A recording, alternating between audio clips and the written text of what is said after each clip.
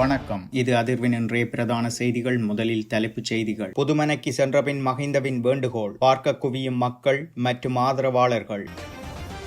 ராஜபக்சர்களின் வீட்டு நாயை வளர்க்கக்கூட மக்களின் வரிப்பணம். அனுர தரப்பு அமைச்சர் கூறிய பேசுபொருளான விடயம் என்ன? ஜனாதிபதி அனுரவின் அதிரடி. சஜித்தின் தாயாரும் வாகனத்தை இழந்தார். ராணுவ சீருடை போல் ஆடை மற்றும் துப்பாக்கியுடன் பாதாளக்குழு பெக்கோ சமனின் ஆதரவாளர் கைது. வெளியாகும் தகவல்கள். இறுதி நேரத்தில் இரவு 11 மணிக்கு வந்த கடற்புலிகளின் தலைவர். நாம் தான் காப்பாற்றினோம். செம்மணியும் மன்னாரில் தோண்டப்பட்ட ஒல்லாந்தர் கால எலும்பு கூடுகளா? முன்னாள் கடற்படை அதிகாரி கூறிய தகவல் என்ன? பயங்கரவாத தடுப்புச் சட்ட வரைவு தொடர்பில் அமைச்சரின் விசேட அறிவிப்பு. படுகொலை செய்யப்பட்ட ஊடகவியலாளருக்கு நீதி கோரி அறிக்கை விநியோகம். 2026ஆம் ஆண்டு பாடசாலைகளுக்கான தவணை அட்டவணை வெளியானது. செய்திகளை உடனுக்குடன் அறிந்து கொள்ள அதிர்வு சேனலை லைக் மற்றும் சப்ஸ்கிரைப் செய்து கொள்ளுங்கள். இனி தொடர்பான விரிவான செய்திகள். தற்போது அரசாங்கம் அச்சுறுத்தலாக இருக்கும் ஒவ்வொரு தரப்பினரையும் பழிவாங்கி வருவதாக முன்னாள் ஜனாதிபதி மஹிந்த ராஜபக்ச தெரிவித்துள்ளார். கொழும்பு 7 விஜயராம மாவட்டத்தில் உள்ள தனது உத்தியோகபூர்வ இல்லத்திலிருந்து தங்காலை வீட்டிற்கு வந்தடைந்த பின் தனியார் செய்தி குழுவுடன் கலந்துரையாடலில் பங்கேற்ற போதே அவர் இவ்வாறு தெரிவித்துள்ளார். இந்த நாட்டில் சுதந்திரமாக சுவாசிக்கும் உரிமைக்காக நான் போர் புரிந்தேன் எனவும் இருண்ட காலங்களில் நிலவிய அரசியல் அடக்குமுறை மற்றும் பழிவாங்கலை எதிர்த்து காணாமல் போனவர்களுக்காக ஜெனீவா மனித உரிமைகள் பேரவைக்கு சென்றதும் இந்த மஹிந்த ராஜபக்சதான். மக்களால் ஆட்சி செய்யும் அதிகாரம் அரசாங்கத்திற்கு வழங்கப்பட்டுள்ளதால் நாட்டை எவ்வாறு ஆட்சி செய்கிறார்கள் என்பது குறித்து விழிப்புடன் இருப்பது மக்களினதும் எதிர்க்கட்சி அரசியல் கட்சிகளினதும் பொறுப்பாகும் என அவர் கலந்துரையாடலில் சுட்டிக்காட்டியுள்ளார். மேலும் முன்னாள் ஜனாதிபதி மஹிந்த ராஜபக்சவை காண்பதற்காக தங்காலையில் அமைந்துள்ள அவரது கார்டன் இல்லத்தில் மக்கள் குவிந்த வண்ணம் உள்ளனர். மஹிந்தவின் சுகதுக்கம் குறித்து விசாரிப்பதற்காக தாம் வந்ததாக அவர்கள் தெரிவித்துள்ளனர். அத்துடன் நாட்டை காப்பாற்றிய மஹிந்த மீது தாம் அன்பு செலுத்துவதாகவும் கூறி அவரிடம் ஆசி பெற்று செல்வதுடன் பல அரசியல்வாதிகளும் பிரபலங்களும் கூட மஹிந்த ராஜபக்சவை காண விரைந்துள்ளமை குறிப்பிடத்தக்கது. இதேவேளை முன்னாள் ஜனாதிபதி மஹிந்த ராஜபக்ச அவருடைய சமையல் தேவைக்கு மாத்திரம் 16 சமையல் நிபுணர்கள் பணிபுரிந்ததாக பிரதி அமைச்சர் சுந்தரலிங்கம் பிரதீப் தெரிவித்துள்ளார். தனியார் வானொலியில் ஒலிபரப்பான நிகழ்ச்சியில் நேற்றைய தினம் கலந்து கொண்டு அவர் இதனை குறிப்பிட்டுள்ளார். மஹிந்த ராஜபக்சவனுடைய வீட்டு நாயை வளர்ப்பதற்கு கூட மக்களுடைய வரிப்பணம் பயன்படுத்தப்பட்டுள்ளதாகவும் சுகபோக வாழ்க்கையை வாழ்வதற்காக பல மில்லியன் ரூபாய் செலவிடப்பட்டுள்ளதாகவும் அவர் தெரிவித்துள்ளார். இவ்வாறான பின்னணியில் கடந்த 2023 கால பகுதியில் மஹிந்த ராஜபக்சவின் இளைய மகனின் வளர்ப்பு நாயின் கழுத்தில் உள்ள தங்க மாலை சுமார் 90 பவுன் எடையினை உடையது. இவைகள் யாருடைய பணம்? திருமணம் முடித்ததும் 36 கோடி ரூபாய் பெறுமதியில் வீடு ஒன்றை வாங்கினார். அதற்கு அப்பால் 2 இடங்களையும் வாங்கியுள்ளார். ரோஹிதவுக்கு 45 கோடி ரூபாய்க்கும் அதிகமான சொத்துள்ளது. உங்களுக்கு ஞாபகம் இருக்கிறதா? தொலைக்காட்சி அலைவரிசைகளில் ஏட்டிக்கு போட்டியாக ராக்கெட் சயின்ஸ் விஞ்ஞானம் குறித்து ரோஹிதவை நேர்கண்ட ஒருவர்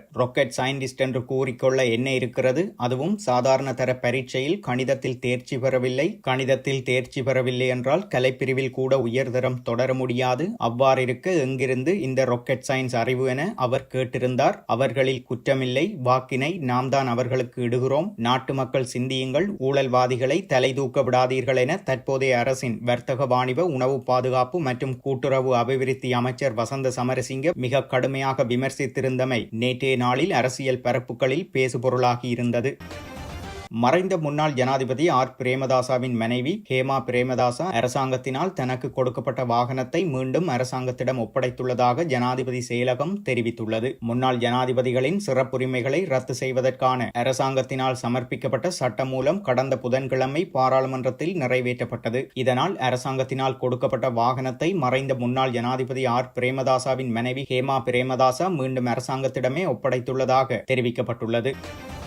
மன்னாரில் 2013, 2014 ஆண்டுகளில் தோண்டப்பட்ட எலும்புக்கூடுகள் ஒல்லாந்தர் காலப்பகுதிக்குரியதென உறுதிப்படுத்தப்பட்டது. அதனால் செம்மணி மனித புதைகுழி இராணுவத்தால் கொல்லப்பட்டவர்களுடையதென எவ்வாறு கூற முடியும் என்று முன்னாள் கடற்படை ஊடக பேச்சாளரும் இறுதிப் போரில் வடக்கு கடற்படை முன்னிலை பாதுகாப்பு வலயத்தின் கட்டளையிடும் தளபதியாகவும் செயற்பட்ட DKP தசநாயக்க தெரிவித்துள்ளார். இதுகுறித்து அவர் மேலும் கூறுகையில், செம்மணி மனித புதைகுழி தொடர்பில் நீதிமன்ற நடவடிக்கை எடுக்கப்படுவதோடு வெளிநாட்டு காவன் பரிசோதனை மற்றும் DNA பரிசோதனைகள் செய்யப்பட்டு காணாமலாக்கப்பட்டவர்களுக்கு நீதியும் குற்றமிழைத்தவர்களுக்கு தண்டனையும் பெற்றுக் கொடுக்க வேண்டும் என்பது நிச்சயம் நடைபெற வேண்டியதொன்றாகும். இன்றைய நிலையில் ஜெனீவாவில் நடைபெறும் மனித உரிமைகள் மாநாட்டில் அப்போது இந்த மன்னார் புதைகுழி தொடர்பில் பேசப்பட்டது. இலங்கை இராணுவத்தால் கொல்லப்பட்டவர்களே குறித்த புதைகுழியில் கண்டுபிடிக்கப்பட்ட எலும்புக்கூடுகளாகும் என ஜெனீவாவில் பேசப்பட்டது. ஆனால் அவ்வாறு இல்லை என தெரிய வந்ததன் பின்னர் மாநாட்டில் மன்னிப்பு கூட கேட்கவில்லை. அதுபோலவே இன்றும் ஜெனீவாவில் செம்மணி தொடர்பில் பேசப்படுகிறது. அதனாலே பரிசோதனைகள் அவசியமானதாகும். செம்மணி புதைகுழி யாழ்ப்பாணத்தில் அமைந்துள்ளது. போர்க்காலத்தில் யாழ் பகுதியை பலர் கைப்பற்றி கட்டுப்பாட்டில் வைத்திருந்தனர். இலங்கை இராணுவம் மற்றும் இந்திய அமைதி காக்கும் படை ஆகியவற்றோடு தமிழீழ விடுதலை புலிகளே பெருமளவான காலம் யாழ் பகுதியை கட்டுப்பாட்டில் வைத்திருந்தனர்.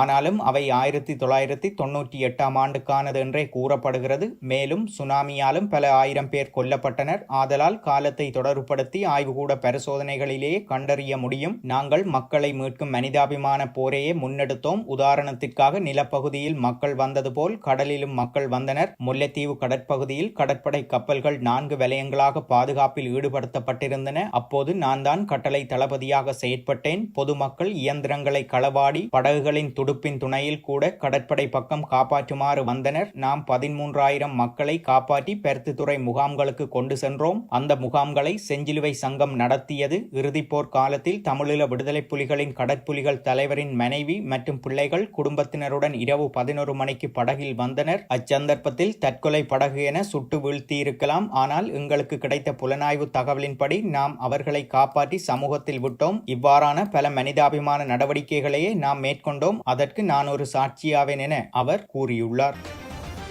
தற்போது விளக்கமறியலில் வைக்கப்பட்டுள்ள பாதாள உலக குழு உறுப்பினரான பெக்கோ சமனின் ஆதரவாளர் ஒருவர் கைது செய்யப்பட்டுள்ளதாக தகவல்கள் வெளியாகியுள்ளது. எம்பிலிப்பிட்டிய கங்கையாய பகுதியில் வைத்து குறித்த நபரை மேல்மாகாண குற்றப்பிரிவினர் கைது செய்துள்ளனர். T56 ரக துப்பாக்கி, 2 மேகசின்கள், 97 தோட்டாக்கள் மற்றும் ராணுவ சீருடையை போன்ற சீருடையுடன் அவர் கைது செய்யப்பட்டுள்ளதாகவும் இவ்வாறு கைது செய்யப்பட்ட சந்தேக நபர் 29 வயதுடையவர் எனவும் விசாரணைகளில் தெரிய வந்துள்ளது. குறித்த சந்தேக நபர் போதைப்பொருள் கடத்தல் மற்றும் ஒழுங்கமைக்கப்பட்ட குற்றங்களில் ஈடுபட்டதாக நம்பப்படுகிறது என்று காவல்துறையினர் குறிப்பிட்டுள்ளனர். பயங்கரவாத தடுப்புச் சட்டத்தை ரத்து செய்வதற்கான வரைவு மூலம் அடுத்த வாரம் தயாரிக்கப்பட்டு இறுதி செய்யப்படும் என்று நீதி மற்றும் தேசிய ஒருங்கிணைப்பு அமைச்சர் ஹர்ஷன நாணயக்கார தெரிவித்துள்ளார். PTA என அழைக்கப்படும் பயங்கரவாத தடுப்புச் சட்டத்தை ரத்து செய்வது என்பது தேசிய மக்கள் சக்தியால் மக்களுக்கு அளிக்கப்பட்ட தேர்தல் வாக்குறுதியாகும். இந்த சட்டம் மூலம் விரைவில் நாடாளுமன்றத்தில் சமர்ப்பிக்கப்பட்டு நிறைவேற்றப்படும் என்று எதிர்பார்க்கப்படுவதாகவும் அவர் கூறியுள்ளார். படுகொலை செய்யப்பட்ட ஊடகவியலாளர் மயில் வாகனம் நிமல் ராஜனுக்கு நீதி கோரிய அறிக்கை யாழ்ப்பாணத்தில் விநியோகிக்கப்பட்டுள்ளது. யாழ் ஊடக அமையத்தால் இந்த அறிக்கை விநியோகிக்கப்பட்டதாக கூறப்படுகிறது. இதன்படி திருகோணமலை வெலிகடை தியாகிகள் திறந்தவெளி அரங்கில் வடகிழக்கு சமூக இயக்கத்தின் ஏற்பாட்டில் குறித்த அறிக்கை நேற்று முன்தினம் வெளியிடப்பட்டது. 2026ஆம் ஆண்டில் பின்பற்றப்பட வேண்டிய பாடசாலைகளுக்கான தவணை அட்டவணையை கல்வி, உயர்கல்வி மற்றும் தொழிற்கல்வி அமைச்சு வெளியிட்டுள்ளது. அதன்படி சிங்கள மற்றும் தமிழ் பாடசாலைகளுக்கான நடைபெறும் கல்வி மற்றும் விடுமுறை நாட்கள் தொடர்பான அட்டவணை கீழே கொடுக்கப்பட்டுள்ளது. இத்துடன் செய்திகள் நிறைவடைகின்றன. மறக்காமல் அதிர்வு சேனலை லைக் மற்றும் சப்ஸ்கிரைப் செய்து கொள்ளுங்கள்.